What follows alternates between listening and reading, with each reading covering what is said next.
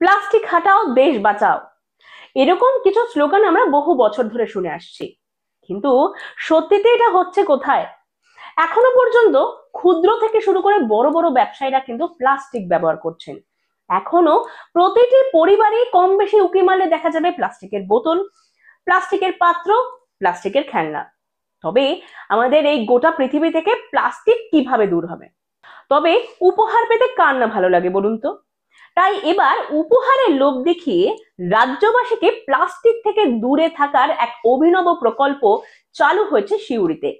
সিউড়ি থেকে ময়ূরেশ্বরের 2 নম্বর ব্লকে এমন এক অভিনব ছবি কিন্তু উঠে এসেছে। সিউড়ির জেলা পরিষদের চত্বরে স্বয়ং সভাধিপতি কাজল শেখ সকলের হাতে তুলে দিচ্ছেন পাটের ব্যাগ। কিন্তু কেন? সকলে তার হাতে তুলে দিচ্ছে প্লাস্টিকের দ্রব্য, যেমন প্লাস্টিকের বোতল, প্লাস্টিকের ব্যাগ, প্লাস্টিকের খেলনা, আর তার পরিবর্তেই মিলছে উপহার। অর্থাৎ প্লাস্টিক দিলেই মিলছে উপহার। এরকমই একটি অভিনব পন্থায় কিন্তু সকলকে প্লাস্টিক থেকে দূরে থাকার বার্তা দিচ্ছেন সিউড়িতে। এখানে উপস্থিত ছিলেন জেলার অতিরিক্ত জেলা শাসক কৌশিক সিনহা। শুধু এখানেই কিন্তু থেমে নয়, কলেশ্বর পঞ্চায়েতে আবার প্লাস্টিকের বদলে দেওয়া হচ্ছে চাল, ধুতি বা শাড়ি। এতে মূলত মানুষজন খুবই খুশি হয়ে প্লাস্টিকের দ্রব্য তাদের হাতে তুলে দিয়ে বাড়ি নিয়ে যাচ্ছেন চাল, শাড়ি এবং ধুতি। রাজ্য সরকারের নির্দেশে সোমবার থেকে টানা 3 দিন পর্যন্ত চলছে প্লাস্টিক বর্জন কর্মসূচি।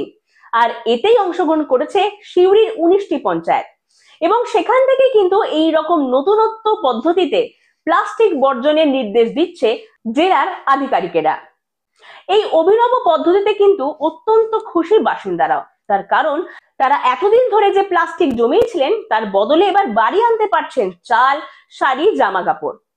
এতে এমন কিছু পরিবারের উপকার হচ্ছে যাদের কিন্তু সত্যি চাল, শাড়ি বা ধুতির প্রয়োজনীয়তা রয়েছে।